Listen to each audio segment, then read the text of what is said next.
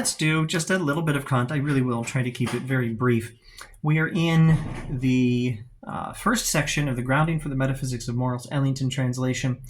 And Kant has just been talking about how the essential characteristic of a moral action and the way you can tell a moral action from an immoral action is that a moral action will be conforming to universal moral law. And that means we'll be acting according to principles that we can wish that everyone would follow, principles that can easily be universalized. There's no moral action except an action that's in conformity with moral law. And there's no action in conformity with moral law except those actions which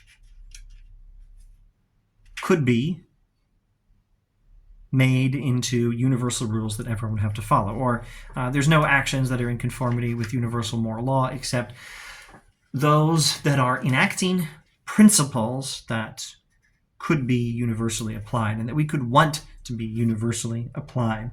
And this is also how you know not just a bad action from a good action in the past or in someone else. This is also how you know a bad action from a good action in your own future, where you have not yet decided which action you're going to do. In other words, this is how you make moral decisions.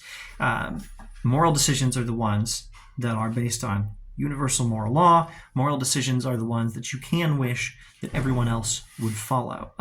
Moral decisions are decisions that are enacting principles that you can wish everyone else would universally follow.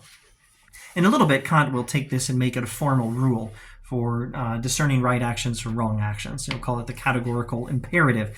It's not time for that yet. Right now, we just stated this rule in a less formal way.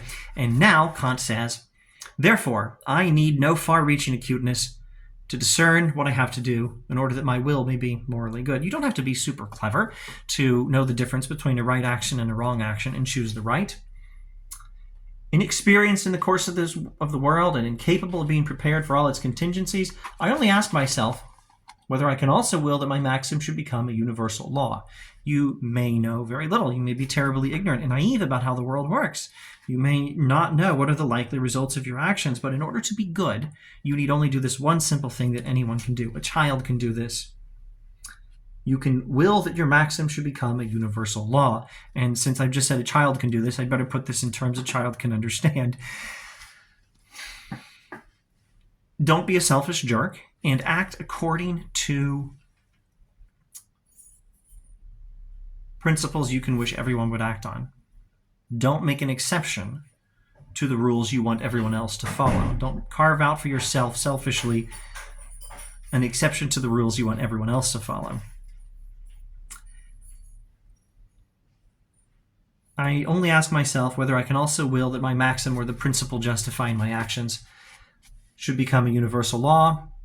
If not, then the maxim must be rejected, etc. Indeed, I have as yet no insight into, you know what, I'm not even going to keep reading. I will just stop there. This is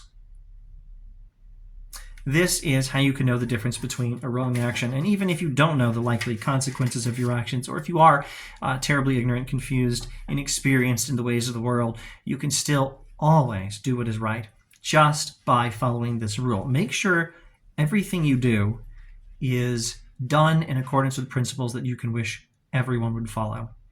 The rest is just details. Thus saith Kant. Thanks for watching.